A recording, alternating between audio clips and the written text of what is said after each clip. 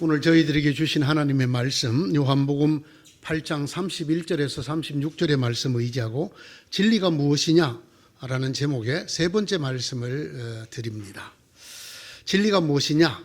제가 지난번 두 번 설교를 통해서 이렇게 질문하면 안 된다, 이렇게 생각하면 안 된다는 것을 말씀을 드렸습니다. 그리고 이렇게 생각하고 이렇게 질문하는 것이야말로 참으로 안타까운 신앙적 자세다, 이런 걸 말씀을 드렸는데, 그럼 왜 목사님 오늘은 또 세 번째나 그 안타까운 제목을 쓰고 계십니까?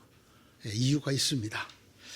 진리가 누구시냐? 이렇게 물어야 한다고 아무리 말씀을 드려도 내 생각부터 또 내 입술까지 바꾸는 것이 쉽지 않다는 것, 그게 얼마나 어렵고 힘든가를 한번 다시 느껴보기 위해서입니다. 진리가 누구시냐? 이게 입에 착 붙지를 않아요. 진리가 무엇이냐? 이건 뭐 그냥 탁 되는데 불편해요. 어색해요. 그죠? 마치 처음 보는 옷을 입으려는 것처럼 이렇게 어색합니다.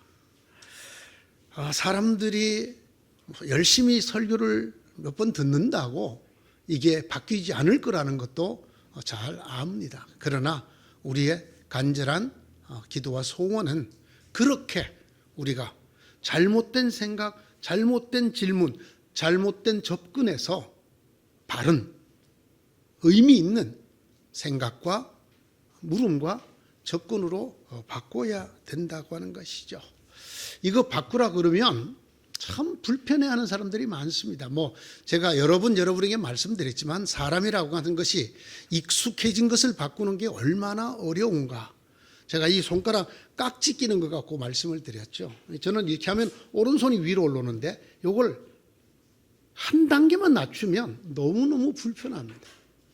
이걸 익숙해지기까지 그게 이것도 쉽지 않은데, 우리가 때로는 수년, 때로는 수십 년간 생각해오고 입에 익숙했던 것, 진리가 무엇이냐라는 것을 진리가 누구시냐라고 바꾸는 것이 어려울 거라, 쉽지 않을 거라고 생각을 합니다. 몸에 좋다고 해서 생판 처음 보는 이런 거북한 음식을 금방 잘 먹는 사람 드물죠. 아무리 좋아 보여도 지금 입고 있던 옷이 더 편안하지 않습니까? 그래서 어떤 그 옷을 파는 데서는 선전을 새 옷도 몇 년 입은 옷처럼 편안하다는 뜻이에요. 몇 년을 입어도 새 옷처럼. 여러분, 진리가 누구시냐가 이렇게 되기까지 얼마나 시간이 걸리는지 잘 모르겠습니다. 특별히 말이죠. 저도 그렇습니다만 이제 여러분들이 비하면 제가 아직도 젊은이니까, 오래 산 사람들, 고집이 세월이 지날수록 세집니까? 약해집니까? 세집니다. 연세가 드신다는 것, 삶의 경륜이 쌓인다는 것은 그만큼 고지식해진다, 딱딱해진다라는 뜻입니다. 왜? 그게 인간의 생존 방식이에요. 여러분, 노인이 되어가지고도 그냥 여기 휘둘리고 저기 휘둘리고 이렇게 하면 생명이 보존이 잘 안 됩니다. 그저 내가 살아오면서 익숙했던 것 또는 좋다고 생각했던 것, 내게 쌓인 것, 그걸 따라가는 것이 쉽고 그게 좋지, 그거 연세가 드셔가지고 그렇게 잘 안 된다는 거, 저도 요즘 느끼고 있으니까 여러분은 오죽하리라 생각합니다. 더구나 말이죠, 혼자가 아니고 여럿이 공동체가 그 방향으로 계속 걸어왔던 것을, 그걸 바꾼다는 거, 이거 쉽지 않아요. 이 성경에 그런 말씀이 있죠. 넓은 길로 가지 말고 좁은 길로 가라. 이게 여러분, 누구나 좁은 길로 갈 것 같으면 그렇게 말씀하지 않아요. 누구나 넓은 길로 가려고 하기 때문에 좁은 길로 가라는 거예요. 그죠? 좁은 길과 넓은 길의 차이가 뭐였어요? 성경에서 넓은 길은 사람이 많이 간다는 거예요. 거기. 그러니까 내가 이 길이 맞나? 이런 걱정이 적죠.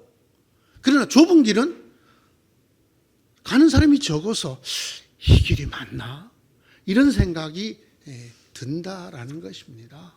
그러니까 함께 이렇게 신앙생활을 오래 해 오신 여러분들은 아무리 진리가 무엇이냐라고 하지 마시고 진리가 누구시냐고 하라고 말씀드리지만 쉽게 고쳐지지 않을 거라고 생각합니다. 심지어는 고칠 엄두도 아예 안 내고 말씀을 잘 들었는데 그건 목사님 생각이고 저는 그냥 제 입에서 나오는 대로 진리가 무엇이냐 그러고 살 거요. 그러지만은 마십사 그런 이야기입니다. 진리가 무엇이냐 쪽으로 우리 입이 먼저 열리죠. 차근차근 조금씩 여러분 스스로 훈련을 해서 진리가 누구시냐라고 하는 쪽으로 우리의 입술도 열리고 우리의 생각도 바뀌어지기를 바랍니다. 제가 이 대목을 쭉 생각을 하다가 보니까 분명해지는 게 하나 있습니다. 그게 뭐냐 하면 예수 믿는 것 참 쉽지 않다라는 겁니다. 이게 무슨 말씀일까요? 기독교가 가르치는 가르침이 대단히 비일반적이다. 그러네. 모든 사람이 쉽게 받아들이고 누구나가 그렇게 생각하기 쉬운 쪽에 기독교의 가르침이 있지 않다라는 것입니다. 기독교의 가르침이 도무지 일반적이지 않다라는 것입니다. 사람들이 생각하는 사람들의 생각의 방식이나 사람들의 기대나 또는 세상 사람들 중에서 뛰어난 사람들이 이루어놓은 어떤 학문이나 심지어는 이 땅에 있는 다른 종교들과도 가르침이 다릅니다, 여러분. 한 가지만 예를 들면 열심히 기도하는 사람이 복을 받습니까? 안 받습니까? 여러분 어떻게 생각하세요?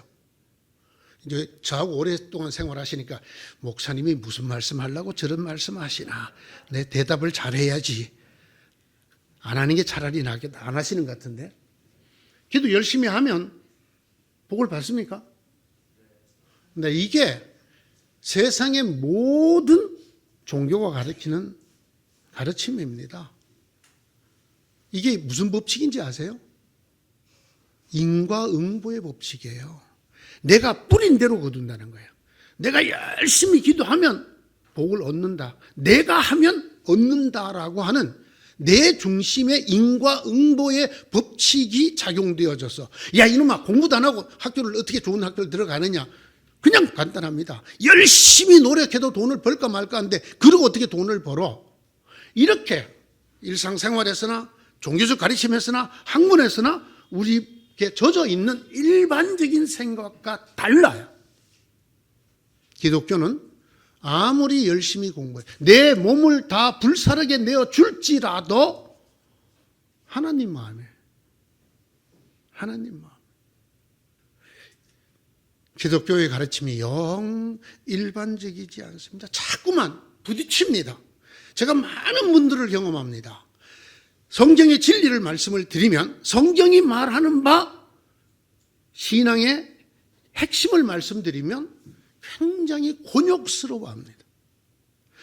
살아오면서 지금까지 생각하고 그대로 살려고 애를 써왔던 우리의 생각의 방식 너무나 그것과 안 맞기 때문에 아니 그래도 목사님 예배를 그냥 왔다가 안 왔다가 하는 인간보다 꼬박꼬박 예배 나오고 예배 시간에 일찍 나와서 기도도 하고 새벽 기도부터 열심히 나오는 사람이 축복을 받지 어떻게 그렇게 신앙생활하는 인간이 복을 받는다고 말씀하실 수가 있습니다. 저도 물론 그렇게 말하고 싶습니다. 왜? 그래야 여러분이 열심히 나올 거잖아요. 그러나 성경의 가르침은 그렇지가 않다라는 말이에요. 사도 바울이 예수 열심히 믿어서 다메섹 도상에서 예수님을 만났나요? 아니에요. 우리는 내가 뭘 하면 어떻게 주어진다는 것이 아니라 하나님의 절대 주권. 하나님은 인간이 아니시다. 하나님은 우리를 죽일 수도 있고 살릴 수도 있고 내가 복을 줄 자에게 복을 주고 내가 은혜를 베풀 자에게 베푼다. 그런데 떨보냐? 이게 기독교예요. 여러분 이걸 들으면 실제로 여러분 마음이 떨잖아요. 그래도 그건 아닌데 라는 생각. 이게 기독교입니다. 달라도 너무 다르죠. 그래서 정말 이 기독교의 가르침에 아주 진심으로 마주 대하는 사람들은 많은 갈등을 겪어요. 흔들린다고 할까요? 불편함을 느껴요. 심지어는 상당한 그 당혹감을 느끼고, 제가 본 사람들 중에는 그것 때문에 너무나 열심히 하나님께로, 성경에게로, 예수님에게로 다가가려고 애썼던 사람이 오히려 너무 힘들어하고 지쳐서 나가 떨어지는 사람들도 보게 됩니다. 자, 이런 사람들이 하는 일이 꼭 하나 있어요. 성경 말씀, 하나님의 말씀, 기독교의 가르침과 마주해서 불편함을 느끼시는 분들, 당혹감을 느끼시는 분들이 꼭 하는 일이 하나 있습니다. 그게 뭐냐 하면 성경에서 자기들이 생각하는 그것을 입증해주는 하나님 말씀을 꼭 찾아냅니다. 봐라! 성경에도 이렇게 말하고 있지 않냐? 배 목사, 그렇게만 말할 게 아니야. 성경에 이런 구절도 있잖아. 그러니까 우리가 말하는 대로 우리가 열심히 노력하면 복을 받고, 하나님이 물론 주권을 다 갖고 계시지만 은혜를 줄 자 은혜 주고 복을 줄 자 복을 준다고 하지만 봐라, 이렇게 성경에도 나와 있잖니. 이걸 꼭 찾아냅니다.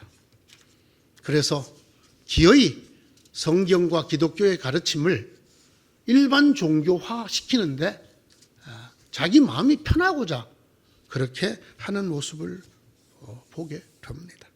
그런 분들이 기어이 반드시 찾아내는 성경 구절이 오늘의 말씀입니다.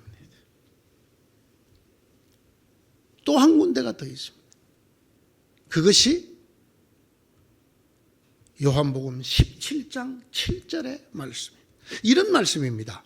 진리로 그들을 거룩하게 하여 주십시오. 아버지의 말씀은 진리입니다. 자, 제가 지금까지 오늘까지 합쳐 세 번째, 진리는 무엇이 아니라 누구다 이렇게 가르쳤습니다. 진리는 어떤 깨달음이나 가르침이나 이것이 아니라 존재를 말하는 것이다 할 때, 목사님 보세요. 하나님의 말씀은 진리입니다. 하나님의 말씀이 존재입니까? 존재 아닙니까? 존재 아닙니다. 그러면 비존재가 진리라고 이게 나와 있지 않습니까? 그러니까 진리는 누구냐가 아니라 진리는 무엇이냐가 맞지 않습니까? 이렇게 얘기합니다. 적어도 목사님 이렇게 말씀하셔야 됩니다. 예수님이 내가 곧 진리다라는 말이 전부는 아니다라고 말씀해 주십시오. 왜? 하나님의 말씀도 진리라고 말하였기 때문에 살아계신 하나님의 아들 예수 그리스도 그 존재만 진리가 아니라 하나님의 말씀이라는 비존재 무엇도 진리라고 해 주십시오. 그렇기 때문에 진리가 누구시냐라고만 하지 마시고 진리는 누구시냐도 될 수 있고 무엇이냐도 될 수 있다고 해 주십시오. 이렇게 말씀을 합니다. 참 안타까운 일입니다. 이분들이 하는 이야기가 대단히 짧은 생각, 단견, 성경을 전체적으로 보고 그 전체적인 흐름 속에서 성경의 작구를 해석하는 것이 아닙니다. 딱 그 구절만 잘라서 그것도 문자대로 또는 아전인수격으로 자기들의 생각에 하나님의 말씀을 끼워 맞춥니다. 그렇습니다. 하나님의 말씀은 진리입니다라고 분명히 요한복음 17장 7절에 나와 있습니다. 그런가 함께 성경에 대해서 성경이 말씀하는 곳이 여러 곳이 있습니다. 쉽게 몇 곳만 찾아보면 이 말의 의미가 그런 뜻이 아니다는 것, 이것이 오히려 예수님을 가르치는 말이라는 것을 알 수가 있을 터인데 그들은 거기까지는 노력을 하지 않습니다. 그리고 이런 한 구절 발견하면 그것으로 그래, 진리는 누구시냐도 아마 일리가 있지만 진리는 무엇이냐도 맞아. 나는 진리는 무엇이냐 쪽으로 갈 거야. 나는 예수를 인격적으로 나의 구주로 고백하지 않아도 나는 기독교인이 될 거야. 내가 하나님의 말씀을 따르니까. 이렇게 생각하는 분들이 있어요. 제가 굉장히 이야기를 쉽게 했는데요. 여러분, 유명한 신학자들 중에 혹은 유명한 목사 중에 예수를 따르지 않고 예수의 가르침을 따르는 사람들이 있습니다, 여러분. 세계적으로 대표적인 사람이 알버트 슈바이츠라고 하는 박사입니다. 여러분, 밀림의 성자, 정말 이 스웨덴에서 노벨상을 줄 때 한 사람도 이의가 없이 만장일치로 준 사람, 알버트 슈바이츠, 성자. 그런데 여러분, 그분은 예수를 믿는 사람이 아니에요. 그는 유명한 책들도 썼습니다. 그러나 그는 예수를 믿는 사람이 아니라 예수의 정신을 믿는 사람. 예수가 가난한 사람들과 함께 했던 것처럼 나는 아프리카로 가겠다. 그것이었습니다. 내가 예수님을 나의 구주, 나의 주님으로 고백하기 때문에 내가 이 주님, 생명 되신 주님의 말씀을 따라 나가서 이 주님을 전하겠다가 아닙니다. 예수의 가르침, 예수의 정신, 여러분 가르침 중에서도 자기가 생각하는 이게 예수의 정신이라고 생각하는 그것만 따르겠다. 오늘날 제가 알고 있는 한국교회에서만 얘기를 드리자고 해도 소위 지식적으로 뛰어나다는 목회자들, 신학자들, 제가 흔히 기독교 좌파라고 자꾸 부르는데 이 사람들은 예수를 믿는 사람이 아니에요. 예수의 정신을 구현하려고 하는 사람들입니다. 정의 구현 사제단. 뭐를 구현하겠다고요? 정의를 구현하겠다는 거예요. 예수를 따르는 게 아니에요. 이걸 여러분이 잘 구별을 하셔야 됩니다. 그래서 제가 오늘 굳이 이 설교를 드리는 거예요. 하나님의 말씀이 곧 진리입니다. 이 말을 붙들고 그렇기 때문에 예수님을 믿어야 된다는 것뿐만 아니라 예수 정신을 믿어도 된다. 예수의 말씀을 믿어도 된다. 이렇게 가르치고 싶어 하는 거예요. 그리고 예수를 믿어야 된다는 사람을 저 아주 무식하고 못 배우고 구태의연한 목사 또는 신자로 취급을 해요. 제대로 배우고 제대로 아는 사람은 그렇게 말하지 않는다는 거예요. 예수님만이 우리의 구주니까 예수님을 믿어야 합니다가 아니라는 거예요. 목사 입에서, 신학교 교수 입에서 하나님께 가는 길은 예수만 있는 게 아니다. 내가 곧 길이요를 전면으로 부인합니다. 산 꼭대기에 올라가는 길이 장군봉으로만 갈 수 있냐? 저 뒤에서도 올라갈 수 있지. 이런 아주 일반적인 인식 논리로 이렇게 말을 합니다. 지금 한국교회에서 이름 꽤나 있는 목사님들, 그 중에 좌파적인 목사님들은 거의가 다 이런 분들입니다. 자, 몇 군데 보겠습니다. 하나님께서 옛날에는 예언자들을 통해서 여러 번에 걸쳐 여러 가지 방법으로 우리 조상들에게 말씀하셨으나, 하나님이 말씀하시는 방법입니다. 여러 부분, 여러 선지자들을 통해서 말씀하셨다는 거예요. 그러나 이 마지막 날에는 아들을 통하여 우리에게 말씀하셨습니다. 하나님의 말씀이 부분적으로는 선지자들을 통해서, 예언자들을 통해서 전해졌지만은 이 마지막 날 전체를 예수를 통해서 전했다. 이것이 여러분 히브리서 1장 1절 2절, 히브리서 열자마자 있는 말씀입니다. 요한 1서도 1장 1절 2절에 이렇게 말합니다. 이 글은 생명의 말씀에 관한 것입니다. 이 생명의 말씀은 태초부터 계신 것이요. 여러분, 말씀이 계셨다고 말합니다. 왜? 이 말씀이 존재이기 때문입니다.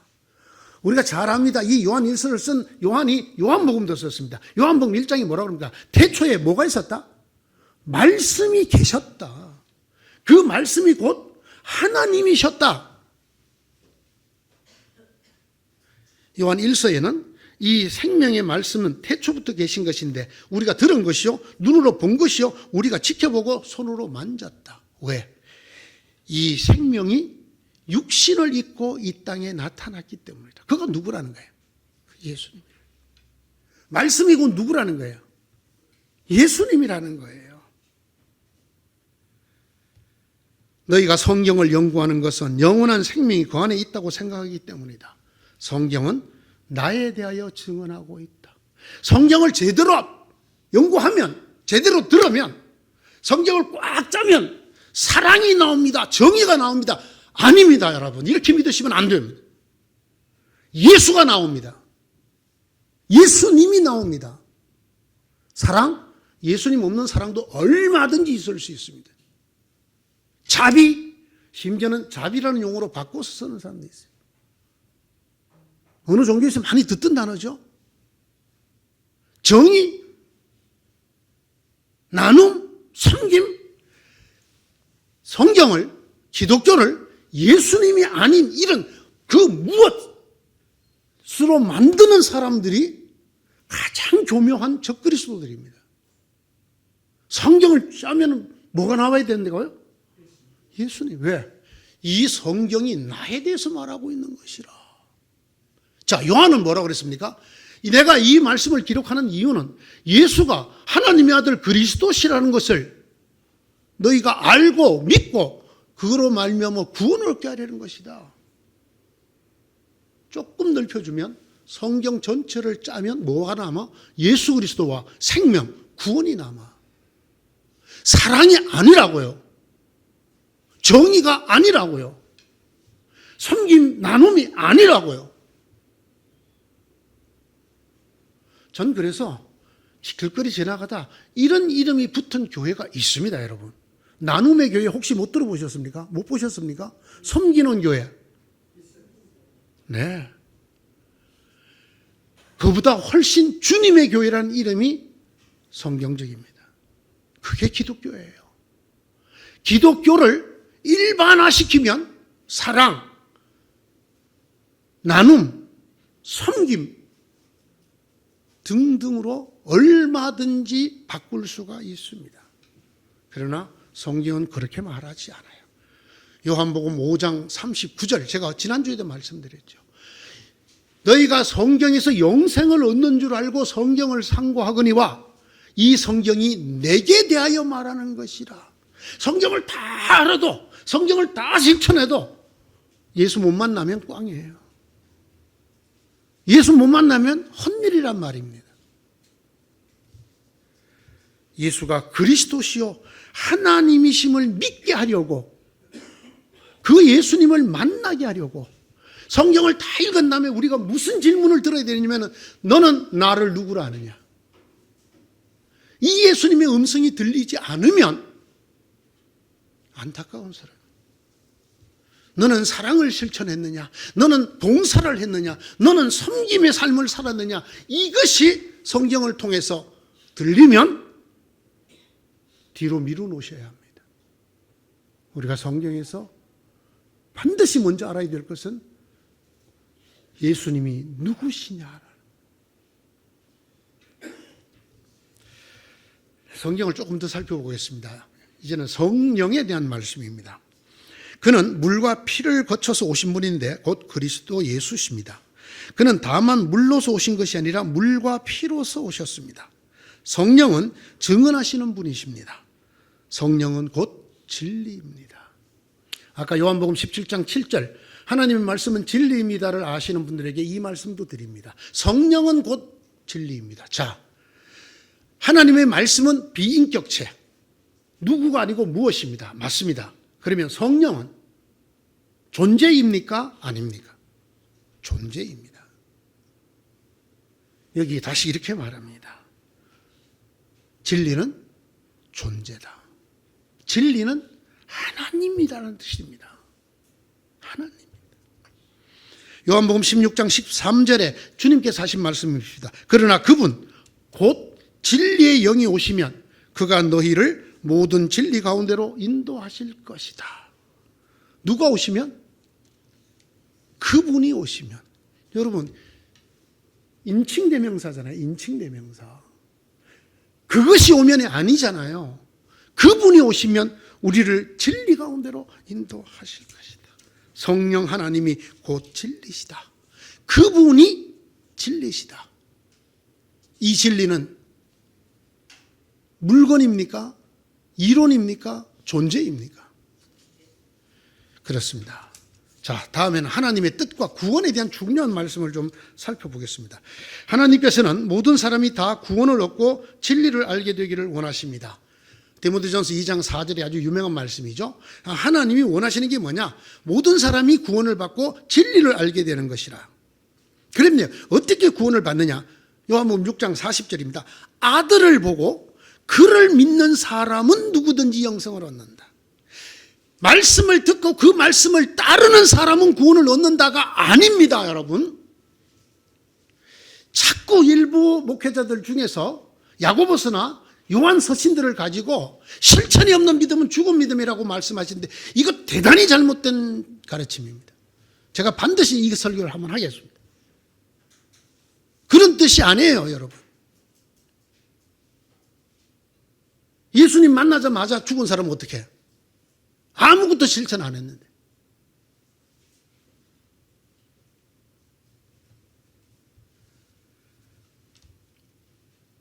하나님의 아들을 믿는 것이 구원이고 영생이에요.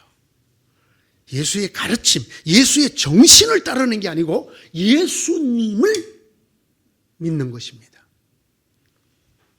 영생은 오직 한 분이신 참 하나님을 알고 또 아버지께서 보내신 예수 그리스도를 아는 것이다. 구원은 예수를 아는, 여기 안다라고 하는 글자, 기노스코라는 글자는 아주 묘한 글자예요. 구약의 야다라는 글자와 같은 뜻인데요. 부부관계를 하다라는 뜻이에요. 무슨 말인지 알아요?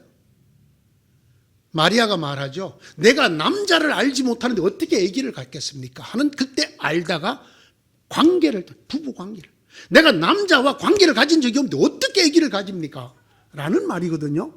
여기 알다가, 예수를 알다가, 예수와 결혼해갖고 예수와 만나서 부부생활한 그런 만남을 이론상 예수의 정신을 아는 것이 아니라 예수라는 존재를 아는 것을, 그것을 성경이 영생이라고 합니다. 다시 말씀드리지만 기독교가 말하는 하나님의 말씀도 성령도 영생도 진리도 예수 그리스도를 가르치는 말씀입니다. 자, 이제 오늘의 말씀으로 들어가 보겠습니다. 제가 오늘의 말씀을 본문으로 삼은 이유가 있습니다. 정말 많은 사람들이 정말 널리 정말 쉽게 정말 크게 오해에 오해를 하는 말이 오늘의 본문입니다. 진리를 알지니 진리가 너희를 자유케 하리라. 이렇게 설교를 하시는 분들이 많습니다. 여러분이 참된 지식을 얻게 되면 무지의 사슬에서 벗어나게 될 것이다. 너희가 참된 배움에 이르면 무지의 속박에서 벗어나게 될 것이다. 아닙니다, 여러분. 이 말씀이 아닙니다. 이 말씀을 조금만 더 읽어보시면, 오늘 제가 읽었던 36절까지만 읽어보시면 전혀 그런 말씀이 아닙니다. 깨달음이 너희를 자유케 하리라가 아닙니다, 여러분. 예수가 너희를 자유케 하리라란 말입니다. 예수가 너희를 자유케 하리라는 말. 그 밑에 나옵니다, 여러분. 아들이 너희를 자유롭게 하면 너희는 참으로 자유롭게 될 것이다. 36절을 보세요. 진리가, 깨달음이, 참된 학문이, 어떤 원리가, 배움이 우리를 해방시켜 준다. 여러분, 아니에요. 이런 의미에서 성경을 배우시면 안 돼요. 그런 뜻이 아니고, 여기 진리는 내가 곧 진리다라고 말씀하신 예수가, 너희가 내 말에 거하면 너희는 참으로 나의 제자들이다. 그리고 너희는 나를 알게 될 것이고 내가 너희를 자유롭게 할 것이다. 뭐로부터? 죄의 속박으로부터. 이 밑에 나옵니다. 33절, 4절. 죄를 짓는 사람마다 다 죄의 종이다. 죄에 매여 있다. 누가 그 죄에 매여 있는 자를, 인생을 풀어줄 수 있느냐? 여기 자유롭게 할 것이다라는 말이 해방시킬 것이다라는 뜻이에요. 예수가 죄로 죽을 수밖에 없는 우리 인생을 구원해 줄 것이라는 얘기예요. 어떻게 하면? 우리가 예수님 말씀을 제대로 잘 알면 결국은 누구를 만나게 돼? 예수님을 만나게 돼. 그래서 예수님을 마치 결혼한 부부처럼 알게 돼. 그러면 믿게 돼. 그러면 예수님이 우리를 죄의 종로로 타는 데서부터 해방시켜 준다라는 말씀입니다. 이 유명한 구절은 어느 학교에 뭐라고 그러죠? 그 학교의 교훈? 삼은 기독교 학교가 많이 있습니다. 예. 진리와 자유.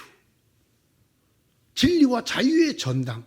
여러분, 대학은 진리, 자유의 전당이 아니거든요. 진리는 예수님인데 어떻게 교회가 진리와 자유의 전당이 되어야지 학교가 됩니까? 왜? 이 진리가 너희를 자유케 하리라. 이 진리를 배움, 학문, 깨달음 이렇게 생각하기 때문에 아니에요. 하나님의 아들입니다. 예수 그리스도입니다. 진리는 누구시냐? 이 말씀을 이제 매듭을 지으려고 합니다. 진리가 무엇이냐? 이렇게 물으시면 안 됩니다. 이렇게 생각하시고 접근하시면 빌라도가 됩니다. 지난번에 말씀드렸습니다. 진리가 누구시냐라고 물어야 내가 진리다라는 예수님을 만나게 됩니다. 기독교를 100년, 200년 믿고 성경을 다 외우고 남을 가르칠 줄 아는 사람도 진리가 누구시냐를 모르면 내가 곧 진리다라는 예수님을 못 만납니다. 이 성경이 내게 대하여 말하는 것이라. 너희가 성경에서 영생을 얻는 줄 알고 성경을 상고하거니와 이 성경이 내게 대하여 말씀하는 것이라. 이 말씀에 이르지 못합니다. 자꾸 딴 데로 나갑니다. 자꾸 기독교를 일반 종교 비슷하게 만들어 나갑니다. 많은 사람들에게 좀 더 일반적인 설득력을 갖는 종교로 만들어 갑니다. 그런 일에 앞장을 섭니다. 누가? 제대로 주님을 만나지 못한 지도자들이. 사랑하는 성도 여러분, 좀 어색하죠? 불편하지 아직은. 그래도 여러분 끊임없이 여러분 스스로에게 되뇌이시기 바랍니다. 진리가 누구십니까?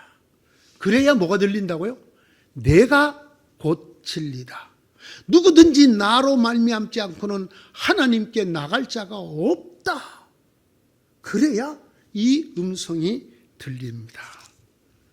이 진리를 찾고 이 진리를 만나는 여러분 되기를 바랍니다. 간절히 바라기는 여러분 중에는 한 사람도 예외 없이 하나님의 말씀을 제대로 만나기 바랍니다. 이 말씀이 내게 대하여 하는 말이라. 내게 대하여 하는 말이라. 진리가 누구십니까? 내가 곧 진리다. 이 주님, 이 하나님의 아들, 이 유일하신 구세주 예수 그리스도를 만나 그분과 함께 사는 참된 제자들이 되시기를 축원드립니다. 하나님의 자녀는 예수를 만난 사람, 예수를 영접한 사람이지 성경을 잘 아는 사람이 아닙니다. 성경을 잘 실천한 사람이 아닙니다. 성경을 제대로 실천한 사람은 예수를 만납니다. 예수님을 영접합니다. 그 다음 이야기는 다른 시간에 또 하겠습니다. 기도합시다. 유일하신 진리, 살아계신 진리, 말씀이 육신이 되신 하나님의 아들, 세상을 구하는 주님이신 예수 그리스도를 알기 원합니다. 이 주님 만나기 소원합니다. 온갖 현란한 말로 성경이 가르치고 가리키는 예수님을 빼고 딴 것에 우리를 이끌어가는 많은 헛된 가르침들로부터 벗어날 수 있도록 은혜를 더하여 주시옵소서. 그 무엇보다 살아계신 하나님의 아들 우리 주님 예수 그리스도를 만나서 오직 길이신 그 주님을 따라 하나님의 자녀가 되는, 영생의 자녀가 되는 저희 모두가 되게 하여 주시옵소서. 예수님의 이름으로 기도드리옵나이다. 아멘.